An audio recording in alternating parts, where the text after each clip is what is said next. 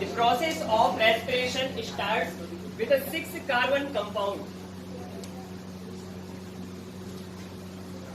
With a 6-carbon compound which is known as glucose.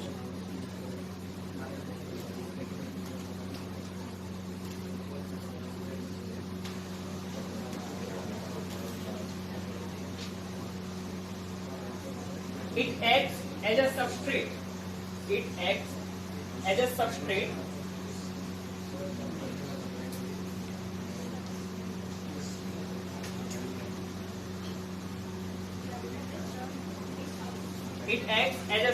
for oxidation.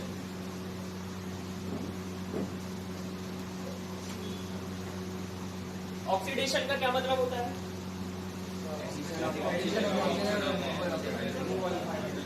Okay, तो process कहां से start होती है? ग्लूकोज से स्टार्ट होती है, ऑक्सीडेशन होता है इसका। फिर इसके बाद दूसरे स्टेप में आप क्या मेंशन कर सकते हैं कि इसके ऑक्सीडेशन से क्या फॉर्म होता है? Oxidation of glucose provide us what? Pyruvate acid, या इसे क्या कहा जाता है? पायरुवेट। इस प्रोसेस को क्या कहते हैं? Yes, glycolysis. Oxidation of glucose gives pyruvic acid.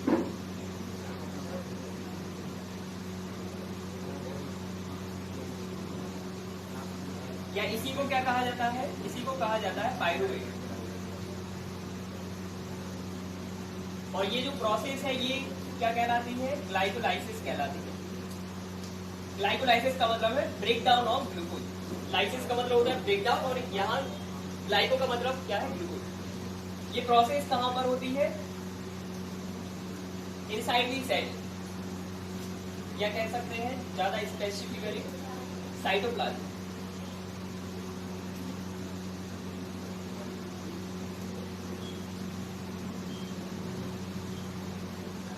Pyruvic acid का फॉर्मूला पता है क्या कहते हैं? जब एक ग्लूकोज ब्रेक होता है, molecule of single glucose gives molecule of 2 pyruvic acid. 2 molecule form होते हैं ग्लूकोज के एक मॉलिक्यूल से।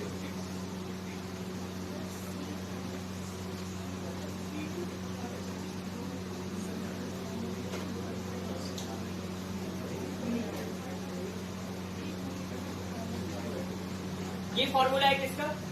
पायरुविक एसिड का। इसे अगर कंडेंस्ड फॉर्म में लिखना हो तो क्या लिख सकते हैं? कितने कार्बन है? 1 2 3 3 कार्बन। हाइड्रोजन कितने हैं इसमें?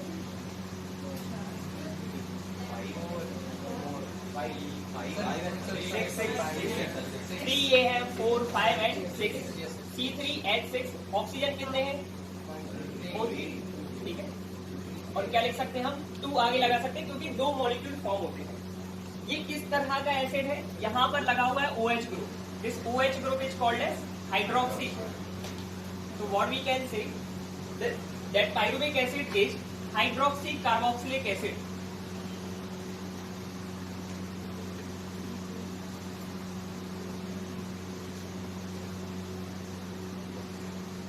और ये जो प्रोसेस होती है ग्लूकोज से पायरुविक एसिड के ब्रेकडाउन तक की प्रोसेस में ऑक्सीजन की कोई जरूरत नहीं होती। ऑक्सीजन की जरूरत कब होती है? इसके बाद वाली प्रोसेस यानी कि क्रैब्स साइकिल में।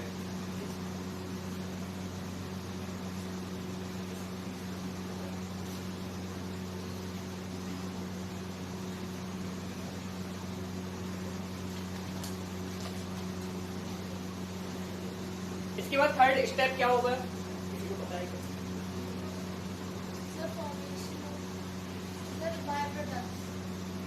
कैसे कैसे होगी ये प्रोसेस?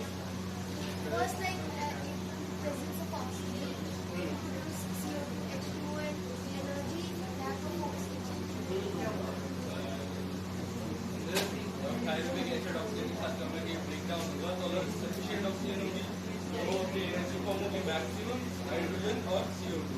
लैक ऑफ ऑक्सीजन होगी जो एनारोबिक उसमें आता है तो उसमें लैक्टिक एसिड प्रोड्यूस होगा और सब मिनिमम एनर्जी होगी 1 to 2 ATP। और एब्सेंस में सर एथेनॉल प्रोड्यूस होगी जो बैक्टीरिया में होती है। Okay, very good. ये प्रोसेस माइटोकॉन्ड्रिया में होती है। So what we can see that there are 2 possibilities of the breakdown of pyruvic acid. दो तरह से ये ब्रेक हो सकता है. There may be two type of conditions. First one is abundance of oxygen and second one is lack of oxygen. अगर oxygen बहुत ज्यादा है सराउंडिंग में तो हम इसे क्या कहेंगे? एरोबिक रेस्पिरेशन कहेंगे. और जब पायरुविक एसिड एरोबिक रेस्पिरेशन के थ्रू या कह सकते हैं ऑक्सीजन की प्रेजेंस में ब्रेक होता है तो क्या देता है? Carbon dioxide, water and energy. और जब ये प्रोसेस होती है ऑक्सीजन की एब्सेंस में तो फिर से दो पॉसिबिलिटीज हो सकती है कि ये ब्रेक होके क्या देगा? या तो लैक्टिक एसिड बनाएगा या बनाएगा इथेनॉल या इथाइल अल्कोहल भी इसे कहा जाता है. तो यहाँ पे थर्ड पॉइंट में मेंशन कर सकते हो आप लोग. There are two possibilities of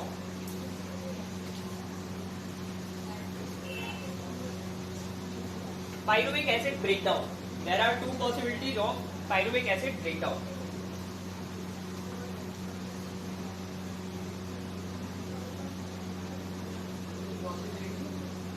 of pyruvic acid breakdown और ब्रेकडाउन ऑफ पायरुविक एसिड.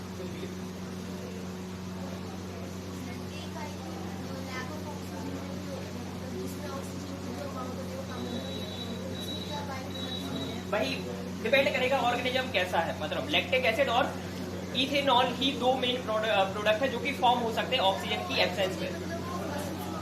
हाँ, मसल्स हो गए ना. एनिमल्स के केस में लैक्टिक एसिड ही प्रोड्यूस होता है जनरली मसल्स कॉन्ट्रैक्शन के टाइम. फर्स्ट कंडीशन क्या है? When oxygen is abundant. जब ऑक्सीजन एबंडेंट होती है तो pyruvic acid totally break down हो जाता है.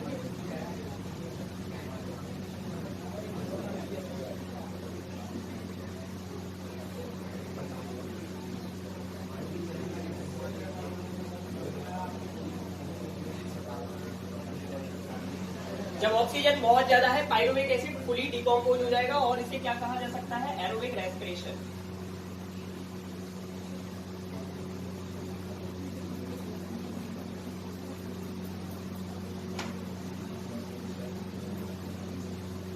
फिर इसके बाद सेकेंड कंडीशन क्या हो सकती है?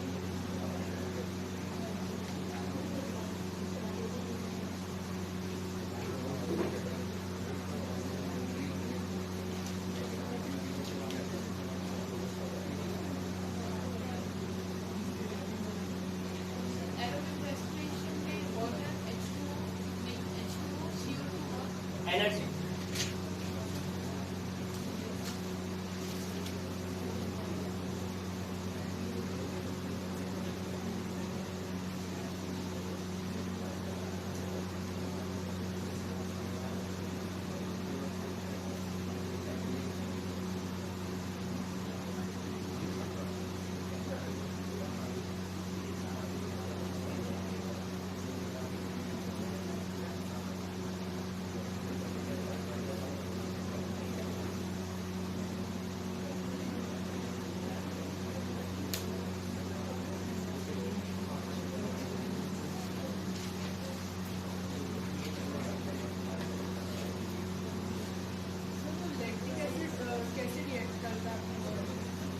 उसका रिएक्ट करने का कोई काम है ही नहीं. मतलब वो तो जस्ट एक्यूमुलेट हुआ है, उसका कोई काम नहीं है मसल्स में. लेकिन उसके एक्यूमुलेशन से क्या हो जाता है कि मसल्स में क्रैम्प्स आने लगते हैं. ठीक है, जिस वजह से मसल पेन जिसको हम कह सकते हैं. लेकिन कुछ समय बाद जब ऑक्सीजन सफिशिएंट होता है तो वो लैक्टिक एसिड भी ब्रेक हो जाता है. कार्बन डाइऑक्साइड एंड वाटर को बनाएगा ही अल्टीमेटली. जब लैक्टिक एसिड इकट्ठा हो जाता है अगर उसका ब्रेक डाउन नहीं हो पा रहा है तो वो क्रिस्टल्स बनाने लगता है और उस प्रॉब्लम को गाउट कहते हैं कई लोगों में. और वो गाउट के फॉर्म में प्रॉब्लम अराइज होती है. तो वो एक थोड़ी सी आगे की कॉम्प्लेक्स है.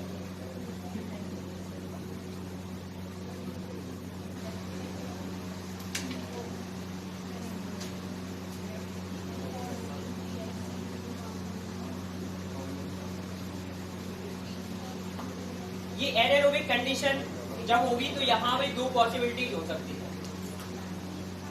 एक है फॉर्मेशन ऑफ इथेनॉल या इसे ब्रैकेट में लिख सकते हो इथाइल अल्कोहल.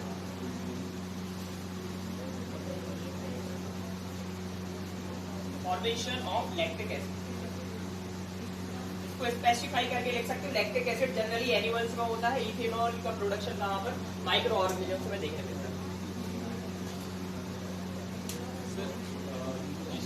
और कोई ऐसा बैक्टीरिया ठीक है, बहुत सारी बैक्टीरिया में एनारोबिक रेस्पिरेशन होता है.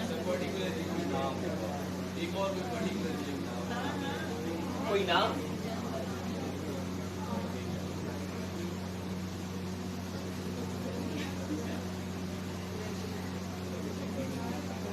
जैसे कि लैक्टोबैसिलस एसिडोफिलस, ये क्या करता है? आप लोगों ने अगर सुना होगा कि जो कर्ड का फॉर्मेशन होता है, कर्ड के फॉर्मेशन में क्या होता है? लैक्टिक एसिड फॉर्म होता है। ये लैक्टिक एसिड का फॉर्मेशन किसके थ्रू होता है? लैब, जिसे कहा जाता है लैक्टिक एसिड बैक्टीरिया। बैक्टीरिया का एक बहुत बड़ा ग्रुप है जो कि लैक्टिक एसिड को फॉर्म करता है। ठीक है, लैक्टोबैसिलस का नाम सुना? लैक्टोबैसिलस लैक्टिक एसिड का फॉर्मेशन करता है।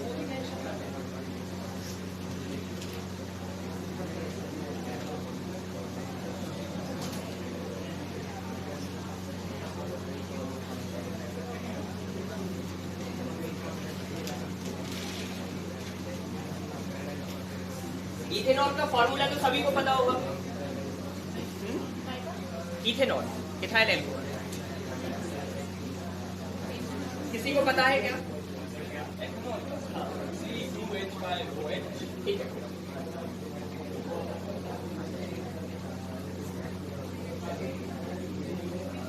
ये सही है क्या?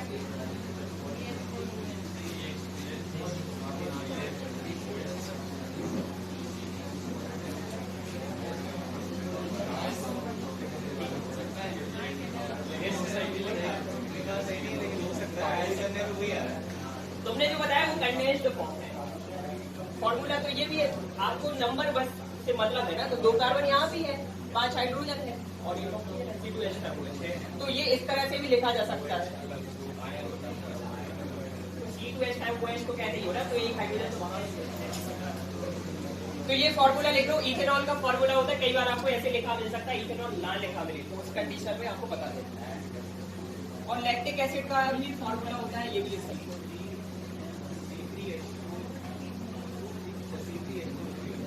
चेक कर लो क्या ये सही है।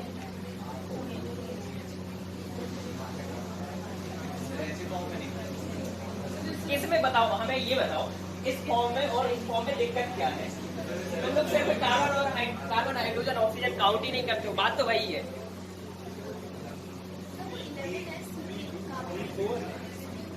कहाँ पर 11 नहीं देखा, वो डबल बॉन्ड बना है। कार्बन के साथ में डबल बॉन्डेड है ऑक्सीजन।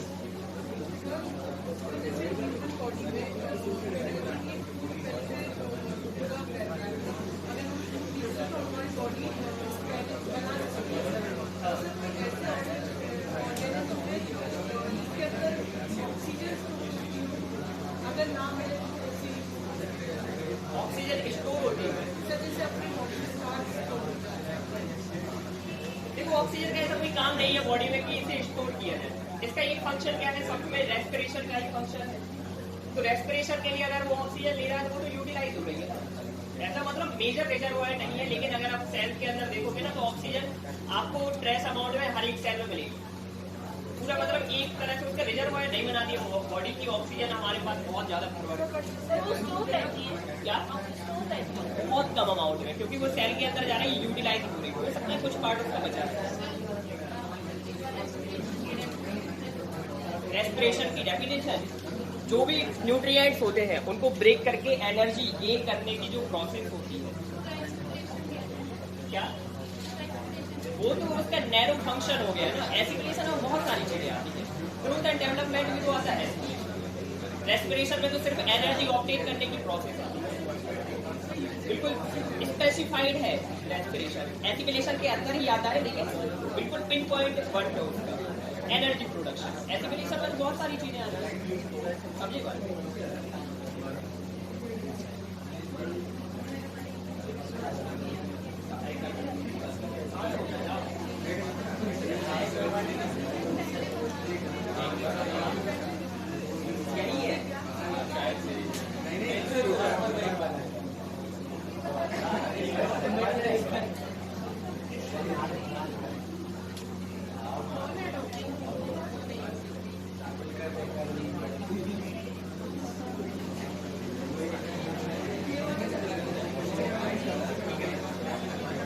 इसके बारे में और लिख लो। ये हाइड्रोक्सी कार्बोक्सिलिक एसिड है। यहाँ पर ये जो ग्रुप है, इधर देखो, ये जो ग्रुप है C double bond O, this group is called as ketonic group. तो इसे क्या लिख सकते हो आप? Ketonic carboxylic acid. तो अगर कोई पूछे कि पायरुविक एसिड कैसा एसिड है, तो कहना hydroxy carboxylic acid. Lactic acid किस तरह का कार्बोक्सिलिक एसिड है? Ketonic carboxylic acid.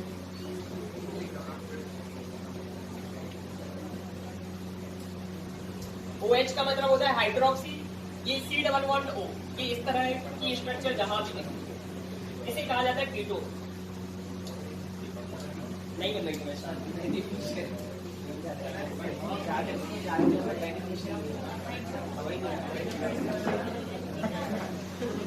क्या नुकसान होगा था उसके चलते?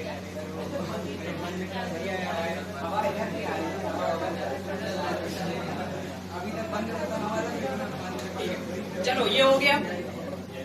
इसके बाद हेडिंग डालो difference between aerobic and anaerobic respiration.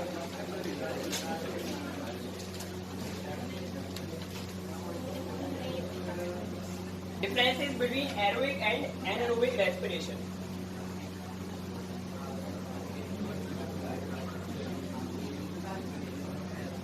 ये बेटा है पूरा।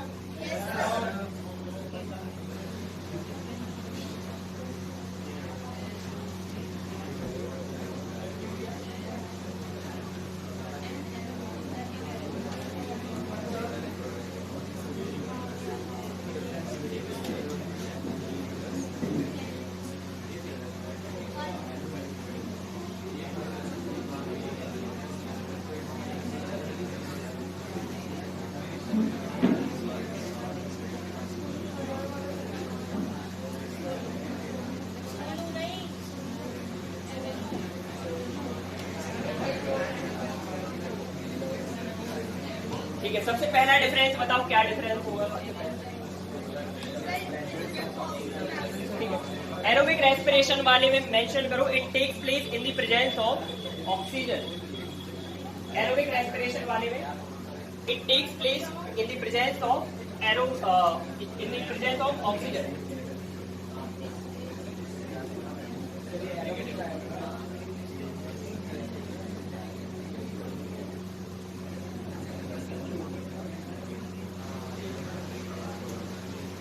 और एनारोबिक वाले में it takes place in the less availability और अनअवेलेबिलिटी ऑफ ऑक्सीजन। एनारोबिक वाले में it takes place in the less availability और unavailability of the oxygen.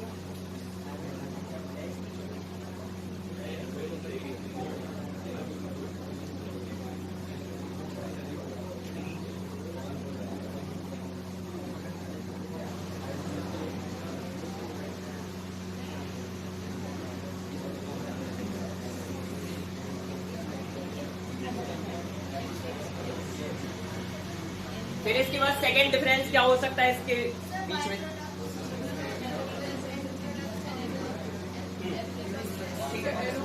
Aerobic respiration वाले में आप मेंशन कर सकते हो क्या क्या बाई प्रोडक्ट्स है? Carbon dioxide and water.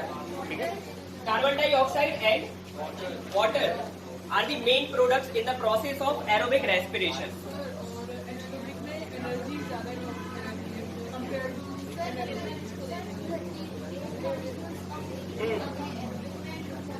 बिल्कुल बिल्कुल। चलो तो इसमें देखो एरोबिक रेस्पिरेशन वाले में carbon dioxide and water are the products of this process. हाँ बाय प्रोडक्ट है, एनर्जी के लिए काम कर रहे थे जो साथ में बना वो by product, waste product. Carbon dioxide and water are the products of this process. या बाय प्रोडक्ट लिख सकते हो, वेस्ट प्रोडक्ट लिख सकते हो, कार्बन डाइऑक्साइड का क्या मतलब है? हमारी बॉडी में वेस्ट ही तो है, रेस्पिरेटरी वेस्ट है वो। और एनारोबिक वाले में देखो लैक्टिक एसिड और ethanol is the by product of this process.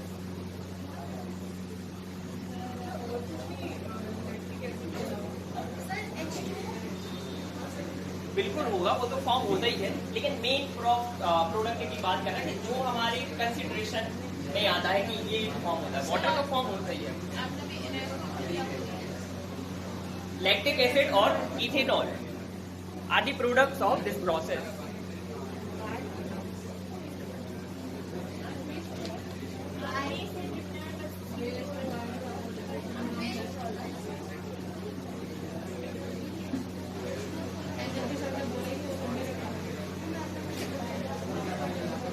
फिर इसके बाद और क्या डिफरेंस हो सकता है इनके बीच में, बताओ। हाँ, बहुत ज्यादा एनर्जी प्रोड्यूस होती है किस तरह के रेस्पिरेशन में? एरोबिक रेस्पिरेशन में सबसे ज्यादा एनर्जी मिलती है। 38 ATP of energy we get from this process. इसमें लिख सकते हो net production of ATP is 38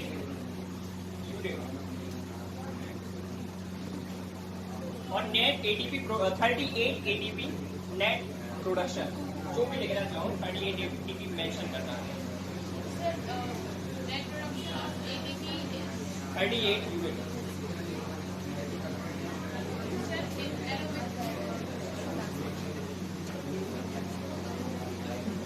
और एनारोबिक बारे में लिख सकते हो net gain of energy is only just 2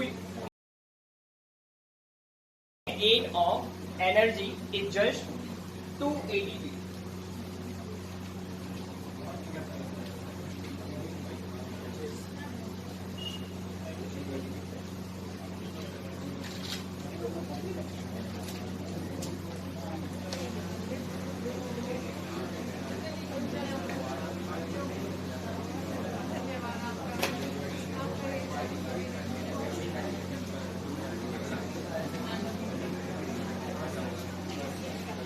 फिर इसके बाद और क्या डिफरेंस हो सकता है, बताओ। एग्जाम्पल तो आएंगे, और क्या डिफरेंस? एरोबिक रेस्पिरेशन में कंप्लीट ब्रेकडाउन होता है सबस्ट्रेट का, ठीक है। तो इसमें देखो complete breakdown of substrate such as glucose. Glucose का कंप्लीट ब्रेकडाउन होगा एरोबिक रेस्पिरेशन की प्रोसेस में। सबस्ट्रेट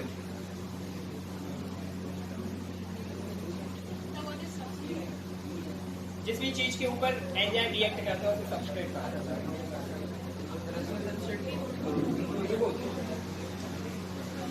फिर एनारोबिक रेस्पिरेशन में लिख सकते हो पार्शियल और incomplete oxidation of substrate. Incomplete और partial oxidation of substrate takes place here.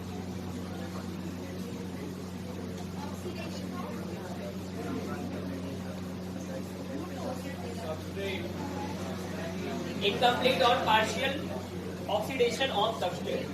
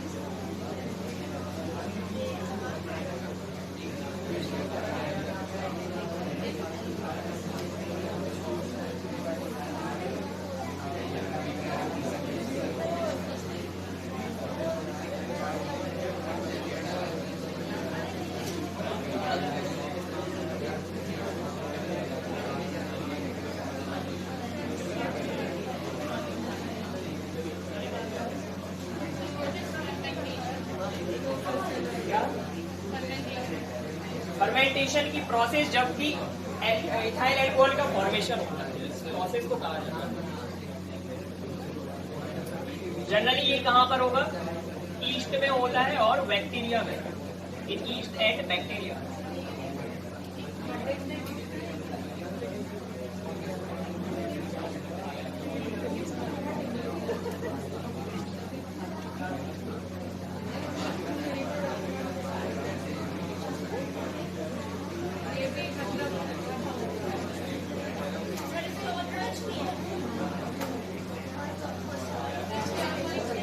का रिएक्शन लिख सकते हैं, ये रिएक्शन।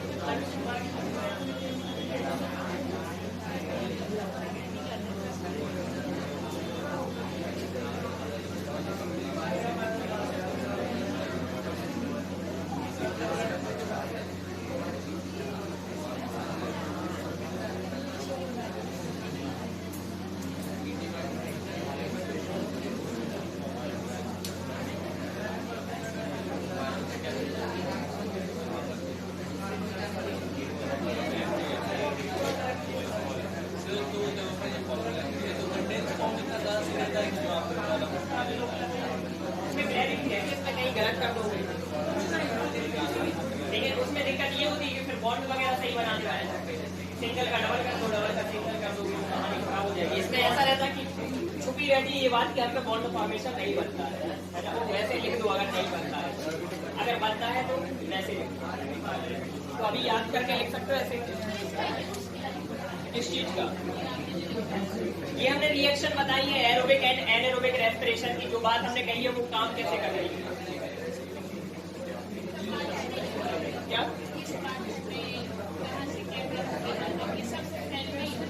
वो सब बताएंगे। अभी तो बहुत शॉर्ट में चल रहा है। ह्यूमन रेस्पिरेशन की बात अभी की ही कहाँ है, इन जनरल रेस्पिरेशन की बात कर रहे हैं। जब ह्यूमन रेस्पिरेशन बताएंगे तब पहले उसमें सिस्टम बताएंगे, रेस्पिरेटरी सिस्टम, तब इसकी बात करेंगे बाद में।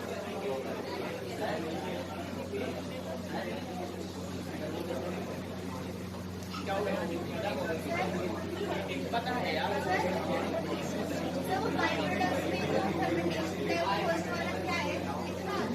यस, ये इथेनॉल है। ये यहाँ पर जो क्रेब्स साइकिल लिखा हुआ है ये कहाँ पर होती है, माइटोकॉन्ड्रिया में होती है ये प्रोसेस। इधर देखो, ये जो प्रोसेस है रेस्पिरेशन की process, aerobic and anaerobic respiration. Aerobic respiration का मतलब ऑक्सीजन की प्रेजेंस में ग्लूकोज मॉलिक्यूल है, सबसे पहले ग्लाइकोलाइसिस की प्रोसेस होती है। कहां पर होती है ये, साइटोप्लाज्म में होती है, ये यहां पर मेंशन कर सकते हो। साइटोप्लाज्म में ग्लाइकोलाइसिस की प्रोसेस होती है और दो मॉलिक्यूल बनते हैं पाइरुविक एसिड की, या इसी को कहा जाता है pyruvic, C3H6O3 hydroxy carboxylic acid. अब इसके बाद फिर ये एंटर करता है क्रेब्स साइकिल में। ये क्रेब्स साइकिल कहां पर होती है, माइटोकॉन्ड्रिया में। माइटोकॉन्ड्रिया की स्ट्रक्चर पड़ी होगी, फोल्डिंग प्रेजेंट होती है जिन्हें क्रिस्टली कहते हैं। वहां पर क्रेब्स साइकिल होती है, कंप्लीट ब्रेकडाउन होता है इसका और 6 मॉलिक्यूल बनते हैं कार्बन डाइऑक्साइड के, 6 मॉलिक्यूल वाटर एंड 38 ATP पूरी प्रोसेस के बाद जनरेट होती है। ठीक है, फिर इसके बाद एनारोबिक रेस्पिरेशन। एनारोबिक रेस्पिरेशन दो तरह से हो सकता है, जबकि इथाइल अल्कोहल का फॉर्मेशन हो तब इस प्रोसेस को कहा जाता है फर्मेंटेशन। ठीक है, ये प्रोसेस होती है ईस्ट एंड बैक्टीरिया में। तो बाकी सारा प्रोसेस तो सेम रहता है शुरुआत वाला। देखो जैसे यहाँ पे ग्लूकोज है, ग्लाइकोलाइसिस की प्रोसेस होती है, पाइरुविक एसिड के मॉलिक्यूल्स फॉर्म होते हैं। लेकिन इसके बाद ऑक्सीजन एब्सेंट है, अगर इसके पास ऑक्सीजन प्रेजेंट नहीं है, क्योंकि मैंने पिछली बार भी बताया था आपको अभी थोड़ी देर पहले कि ग्लाइकोलाइसिस में हमें ऑक्सीजन की जरूरत नहीं पड़ती है। तो इतना जो पोर्शन है वो सब में सेम होता है। फिर इसके बाद ऑक्सीजन की जरूरत पड़ती है। अगर आपके पास ऑक्सीजन है तो क्रेब्स साइकिल में एंटर हो सकते हैं, अगर नहीं है तो फिर एनारोबिक रेस्पिरेशन होगा और दो तरह के प्रोडक्ट बन सकते हैं। सबसे पहला जो प्रोडक्ट है ये है इथाइल एल्कोहल, और इसके साथ में कार्बन डाइऑक्साइड फॉर्म होती है, 2 ATP ऑफ एनर्जी जनरेट होती है।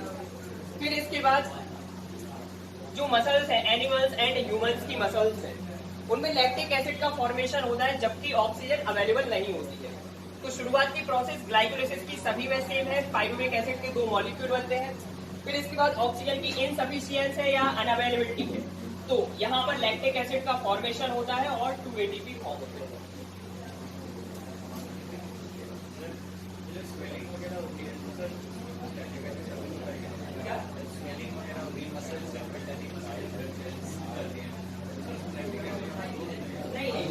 इन जनरल तो नहीं होता, रेस्पिरेशन इफेक्ट नहीं।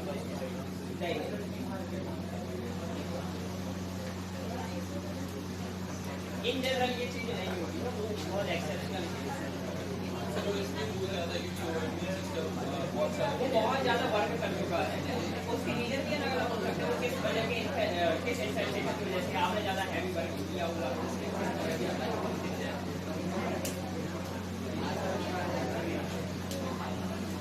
उनके बीच में भी क्रॉस लिंकेज वगैरह होती है, वो अफेक्ट होता है।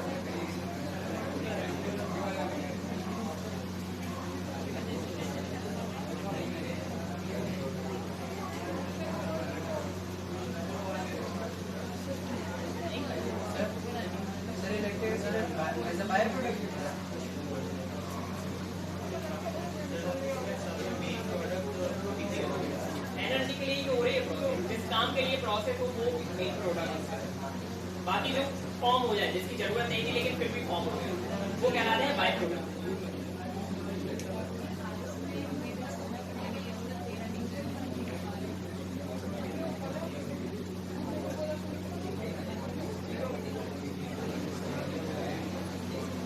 इसके बाद हेडिंग डालो रेस्पिरेशन इन प्लांट।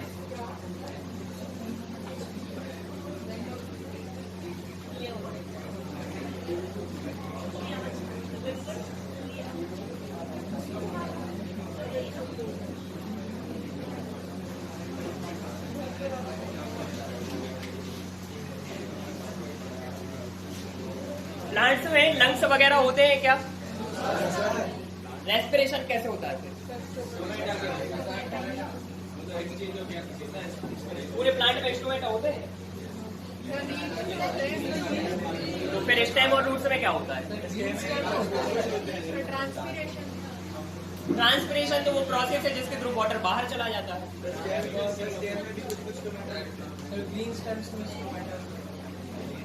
रूट्स का क्या बताओगे? रूट्स तो जमीन के अंदर है, पूरे प्लांट में डिफ्यूजन की प्रोसेस से होता है। और क्या?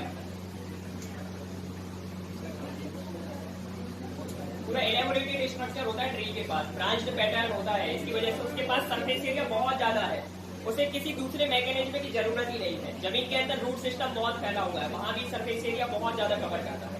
अकेली डिफ्यूजन की प्रोसेस से ही उसकी पूरी ऑक्सीजन की नीड पूरी हो जाती है। अब लेकिन अलग अलग पार्ट में रेस्पिरेशन के लिए अलग अलग स्ट्रक्चर्स प्रेजेंट होती हैं। हमारी बॉडी में एक शेयर्ड स्ट्रक्चर है लंग, जो कि पूरी बॉडी के रेस्पिरेशन के लिए ऑक्सीजन सप्लाई करेगा। लेकिन प्लांट के केस में ये कंडीशन नहीं होती, हर एक पार्ट को अपना रेस्पिरेशन खुद करना पड़ता है। यानी कि लीव्स अपना रेस्पिरेशन अलग करती है, स्टेम रेस्पिरेशन वाला पार्ट अपना अलग करेगा और रूट्स अलग से। तो अगर ये अलग अलग रेस्पिरेशन की प्रोसेस करेंगी तो इनके पास कुछ स्ट्रक्चर्स भी होनी चाहिए। तो क्या स्ट्रक्चर्स होती हैं इन तीनों पार्ट्स के पास?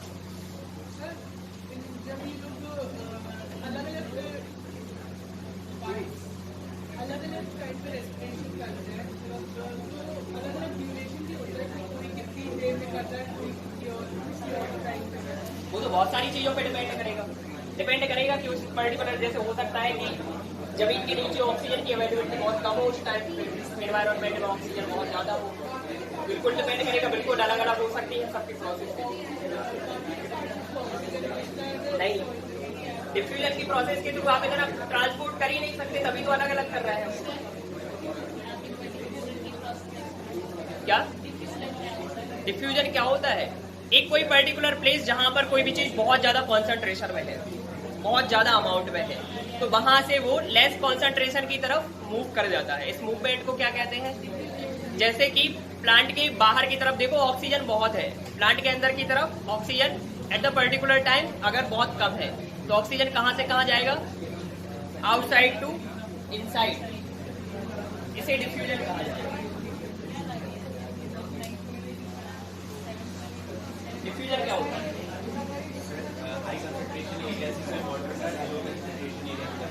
हाई कॉन्सेंट्रेशन एरिया से वाटर का मूवमेंट।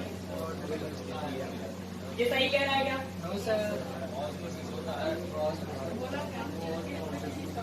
हाई कॉन्सेंट्रेशन से तुम वाटर की मूवमेंट करा रहे हो, इसे डिफ्यूजन नहीं कहते।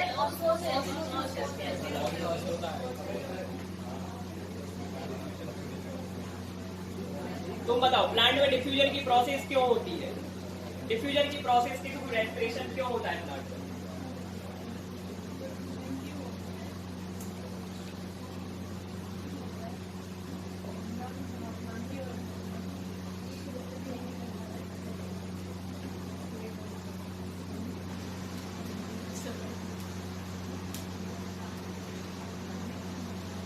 शर्मा काहे रहे हो? इधर देखो।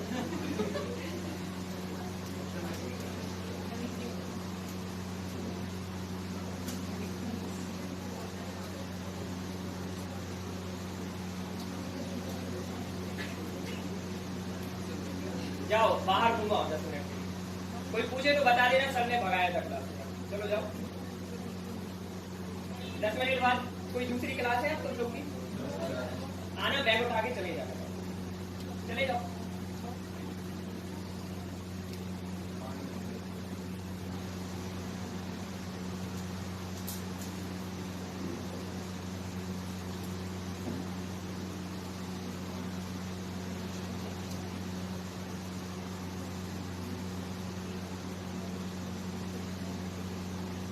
लीव्स में कौन सी स्ट्रक्चर्स होती हैं रेस्पिरेशन के लिए?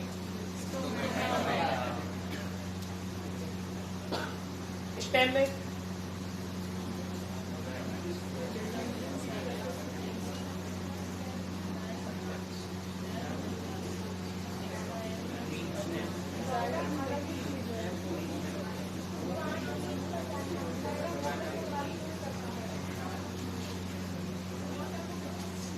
रूट्स में क्या होता है?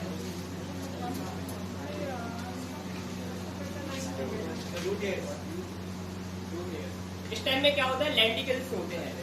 लेंटिकल्स इनको कहा जाता है। कुछ ग्रीन स्टेम्स होते हैं जिनमें स्टोमेटा भी प्रेजेंट होते हैं। तो लीव्स में स्टोमेटल ओपनिंग्स होती है, रूट में रूट हेयर्स होते हैं, स्टेम में लेंटिकल्स या स्टोमेटा। क्या कैक्टस में कहाँ रहता है स्टोमेटा? कैक्टस में तो जो लीव्स है वही, मतलब जो स्टेम है वही कन्वर्ट हो जाता है लीव के फॉर्म में, मतलब उसका जो ब्लैडर है वो बहुत ज्यादा ब्रॉड हो जाता है और वो फोटोसिंथेसिस करता है। उसमें तो स्ट्रक्चर ही चेंज हो जाते हैं, बहुत अलग तरह का मॉडिफिकेशन है। फाइलोड एंड फाइलोक्लेट के फॉर्म में कन्वर्ट होता है। उसकी बात करेंगे, कभी आएगी बात।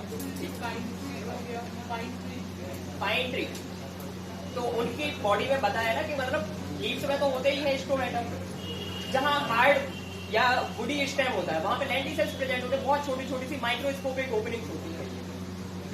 कभी आप प्लांट करें या किसी ट्री की बार्क में देखोगे तो ये स्ट्रक्चर्स दिखेंगे। तो आप इसमें एक पॉइंट मेंशन कर सकते हैं। सबसे पहले तो ये process of respiration takes place via diffusion in all kind of plants. Process of respiration takes place via diffusion in all kind of plants.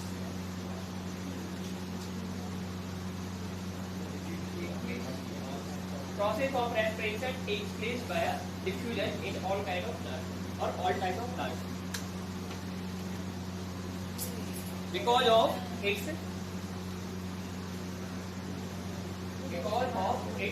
Branchial pattern. Branches होती है इसमें, ये पूरी तरह से फैला हुआ होता है आसपास हर एक डायरेक्शन में। Because of its branchial appearance और ब्रैंकियल पैटर्न।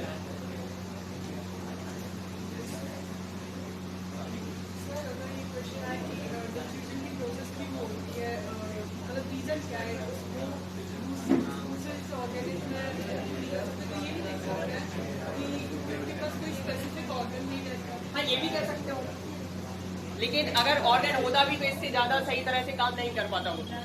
मतलब ये बहुत ज्यादा ऑक्सीजन कलेक्ट कर सकता है अपने surrounding. Process of respiration takes place by a diffusion in all kind of plants due to its or because of its branchial appearance or branchial pattern. Due to this type of structure, आगे देखो, due to this type of structure,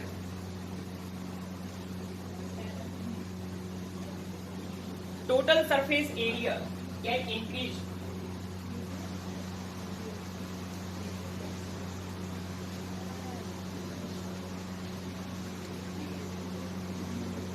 Total surface area get increased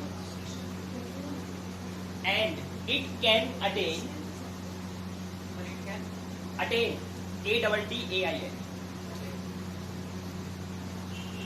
required amount of oxygen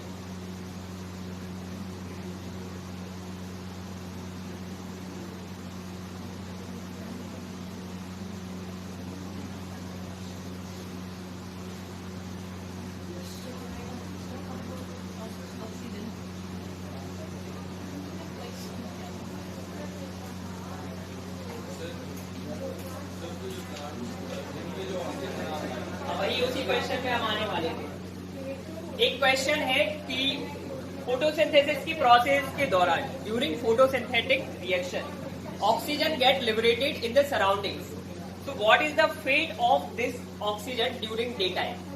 दिन के time में इस oxygen का क्या होता होगा?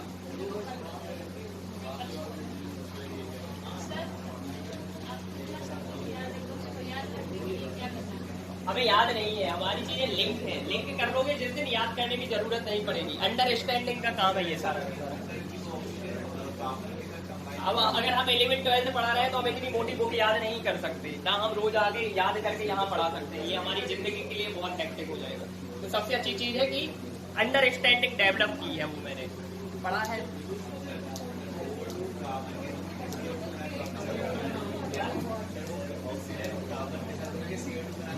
बहुत बढ़िया। हाँ, तो मेरा प्रश्न क्या था, उसका उत्तर नहीं मिला अभी तक। प्रश्न रिपीट किया जाए, प्रश्न की पुनरावृत्ति की जाए। ठीक है, चलो। प्रश्न ये है कि दिन के दौरान जो प्लांट्स हैं वो ऑक्सीजन रिलीज करते हैं फोटोसिंथेटिक रिएक्शन के कारण। उस ऑक्सीजन का क्या होता होगा?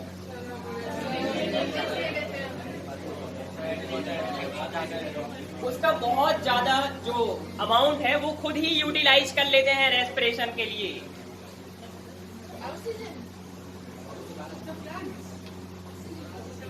क्यों? रेस्पिरेशन किस तरह से होता है? ऑक्सीजन की जरूरत होती है कि नहीं होती? सर लेकिन रेस्पिरेशन तो रात में क्या? रेस्पिरेशन रात के टाइम जो होता है, प्लांट में सनलाइट नहीं होती है। प्लांट में रेस्पिरेशन जब सनलाइट के एब्सेंस में होता है। अच्छा, दिन में रेस्पिरेशन नहीं होगा, एनर्जी नहीं मिलेगी।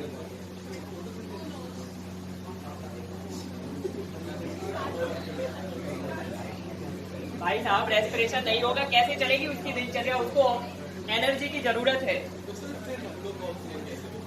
अरे इतना बना देता है कि लिबरेट भी कर पाए वो एनवायरनमेंट में, लेकिन उसमें से कुछ पार्ट वो भी यूटिलाइज करेगा ऑक्सीडेशन के लिए।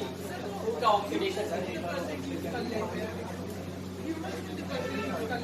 इस चीज का ऑक्सीजन जो प्लांट है रिलीज। अब यार इतना कौन मेजर करके चलता है कि इतने सारे ऑर्गेनिज्म है, तुम पर्टिकुलर कभी कर भी नहीं पाओगे एस्टिमेट इस चीज को। कितना प्लांट साइज लोगे, मतलब हर एक चीज को डिपेंड करेगा ना, कितने ऑर्गेनिज्म की बात करो, कितने प्लांट की बात करो। या अगर किसी ने किया हो तो मुझे नहीं पता। क्या ऑक्सीजन प्लांट बहुत अमाउंट में प्रोड्यूस करता है सबको। अब तुम सोचो कि अगर हमें ऑक्सीजन नहीं मिल रही होती, हम सस्टेन कैसे कर रहे होते? इस बात का तो कोई मतलब औचित्य बनता ही नहीं है। तुम खुद समझ जाओ कि क्या हो रहा होगा। अगर तुम्हें ऑक्सीजन नहीं मिल पा रही होती ना, तो इतने सारे ऑर्गेनिज्म से सर्वाइव नहीं कर रहे होते। रिलीज करता है ज्यादा, क्योंकि उसके प्लांट पार्ट में सिर्फ लीव्स ही थोड़ी है, स्टेम भी है, रूट्स भी है। उन सभी को अपनी ऑक्सीजन मतलब अपनी सप्लाई वो खुद से ले रहे हैं। उनको वहाँ फोटोसिंथेसिस रिएक्शन से कोई मतलब है ही नहीं, तो वो सिर्फ लीफ का पार्ट है उसमें। ब्लू ग्रीन एल्गी एक तरह से बैक्टीरिया है, ठीक है, बैक्टीरिया की फैमिली से ही बिलोंग करता है। तो मोस्ट ऑफ द टाइम वो एनारोबिक रेस्पिरेशन परफॉर्म करता है, ठीक है, अगर कंडीशन है, और अदरवाइज वो डिसॉल्व ऑक्सीजन लेगा क्योंकि वो तो पानी से रिलेटेड है, एक्वेटिक है।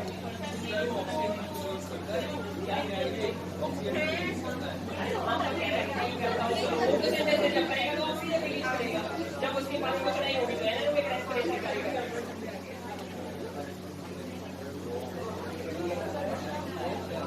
ठीक है, अच्छा, ये बात तुम लोग मानते हो कि रूट से ऑक्सीजन लेते होंगे प्लांट, है ना, जमीन के अंदर से ऑक्सीजन लेते होंगे।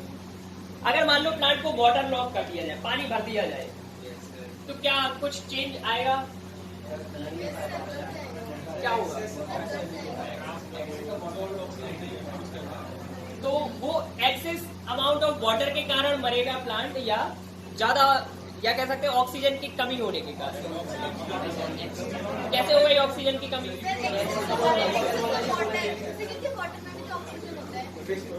तो वो फिश थोड़ी है जो डिसॉल्व ऑक्सीजन ले लेगा, गिल्स नहीं है उसके पास। ठीक है, तो ये बताओ कि कैसे मर जाएगा, क्या हो गया ऐसा? पानी तो जमा किया है, ऑक्सीजन कहाँ चली गई? ऑक्सीजन जो है पॉकेट्स होते हैं उनमें से ऑक्सीजन लेता था इंफ्लुएंस के थ्रू, लेकिन वो पानी से डिसॉल्व ऑक्सीजन नहीं ले सकता। ठीक है, अब ऑक्सीजन नहीं ले पाएगा तो क्या होगा? सर लैक ऑफ ऑक्सीजन तो सेल डेड हो जाएंगे, सेल डेड हो जाएगी। उसके बाद उसको बाकी मिनरल्स भी नहीं मिलेंगे, पूरा प्लांट डेड हो जाएगा क्योंकि रेस्पिरेशन खत्म हो जाएगा। सेल इमीडिएटली डेड नहीं होगी, उसको ऑक्सीजन नहीं मिलेगी तो वो कहाँ आ जाएगा? एनारोबिक रेस्पिरेशन पे आ जाएगा। क्या बनाएगा वो? एल्कोहल, एल्कोहल बनाएगा। और एल्कोहल कंजम्पशन से क्या होता है? इंजूरियस टू हेल्थ, प्लांट मर जाता है। इतनी सी ठीक है। तो 2 दिन से हमें क्या सीख मिल रही है? Alcohol consumption is injurious to health. कौन कौन मर चुका अभी तक? ईस्ट मर चुका है, ठीक है, और प्लांट भी मर चुके हैं। अब इंसानों की बारी है। तो इसमें एक चीज मेंशन कर लूं कि किस प्लांट पार्ट में रेस्पिरेशन कैसे होता है। इसमें लिखो each plant part has special structure for respirative purpose.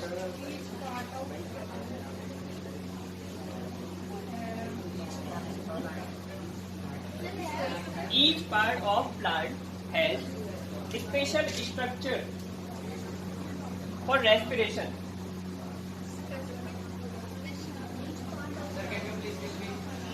Each part of plant has special structure for respiration. For example, in leaves, starting से क्या बोला था यार? ईच प्लांट पार्ट हैज, और क्या बात वही है ना, ईच पार्ट ऑफ प्लांट या ईच प्लांट पार्ट, क्या बात कर रहे हो यार? Each plant part has special structure for respiration. For example, in the leaves there are microscopic structures or microscopic openings which are called as stomata.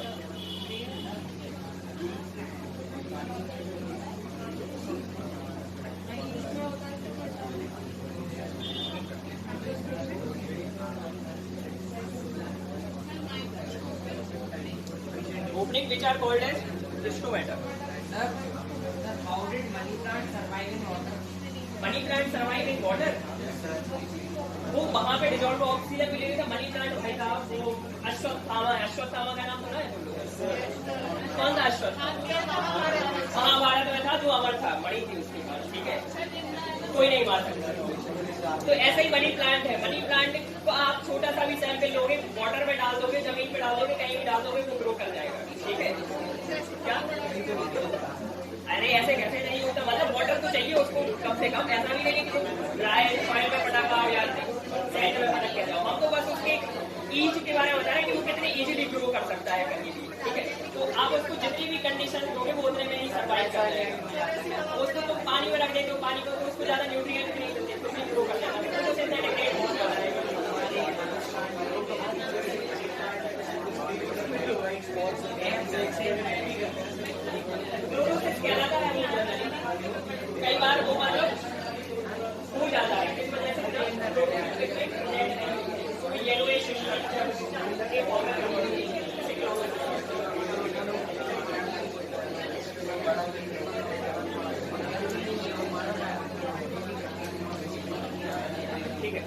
Second वाला लिखो फिर इन स्टेम,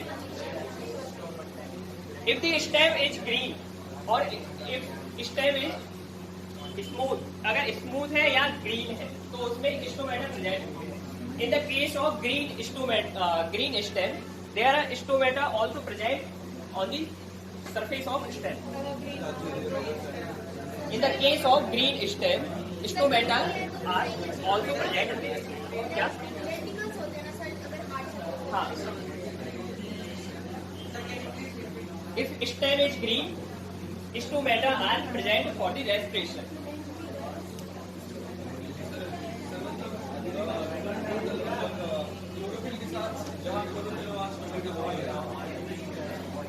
तो इस चक्कर में वो ग्रीन जो पार्ट वो भी फोटोसिंथेसिस करने लगता है। प्लांट में लीफ भी कर रही है, स्टेम भी कर रहा है, मजे हैं प्लांट के।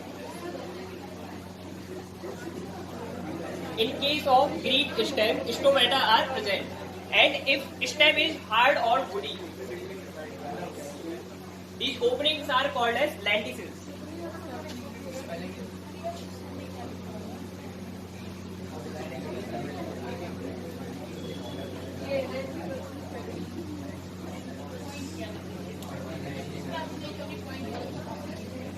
If stem is hard or woody, then respiratory structures are called as lenticels. Then respiratory structures are called as lenticels.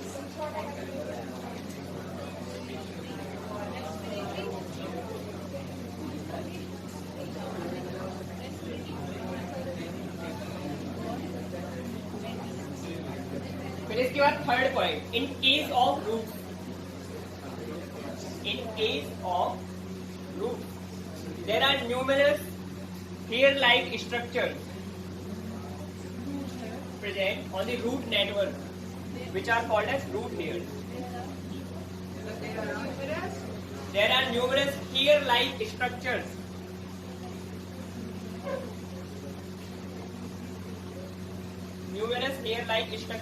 are present on root network, which are called as root hairs.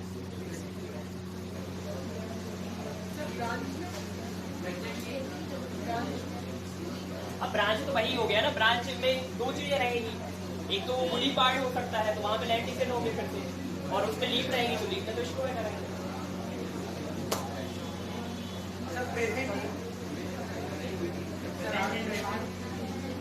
कहाँ तक पहुंचे? Present on root network, which are called as root hairs.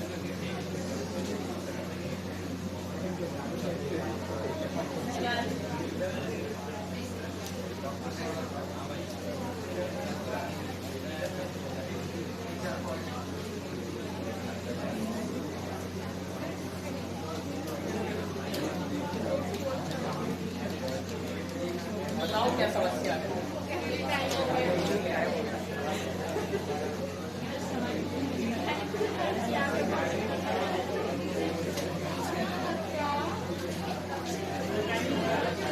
Time हो गया है? Sir, ये पूछ रहे थे ऑक्सीजन को ऑक्सीजन क्यों बोलते हैं? जाओ चले जाओ, कह दो कि सर ने स्पेशली हमारी छुट्टी कर दी है। जाओ कह दो कि छुट्टी हो गई है, सर ने कहा।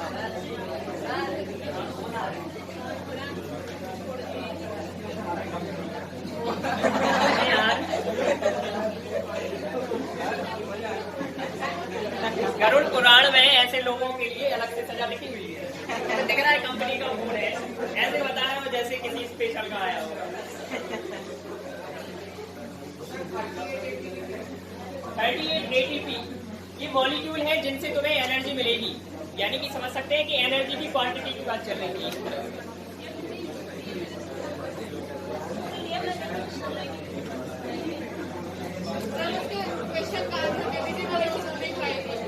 बताओ क्या है प्रश्न? क्या? अच्छा देखो हम बता रहे हैं तुम्हें इसका सबसे सही आंसर। तुम्हारा नाम क्या है? प्रश्न किसका आया? हाँ क्या नाम है तुम्हारा? तनिष्का। तुम अपने घर में जाके मम्मी पापा से पूछना कि हमारा नाम तनिष्का ही क्यों है, ठीक है? वो जो आंसर होगा वही इस चीज के लिए ऑटोमेटिकली आंसर होगा कि ऑक्सीजन को ऑक्सीजन ही क्यों कहते हैं और कार्बन डाइऑक्साइड को कार्बन डाइऑक्साइड ही क्यों कहते हैं। ठीक है, एज सिंपल एज दैट।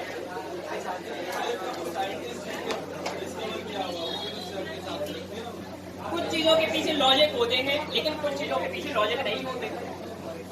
जैसे यहाँ पे ग्लाइकोलाइसिस, तो अब इस चीज का लॉजिक है कि इसे ग्लाइकोलाइसिस क्यों कहते हैं। क्रैब साइकिल का लॉजिक है कि इसे क्रैब साइकिल क्यों कहते हैं, क्योंकि डिस्कवर किसने किया। कुछ भी रख देते, मान लो कि हम अगर एक ही जगह पे बी कहने लगे तो तुम वहां से 2 साल बाद कहोगे कि इसको बी क्यों कह रहे हो, ए क्यों नहीं कह रहे। बात वही है ना, वही की वही खड़े हैं हम।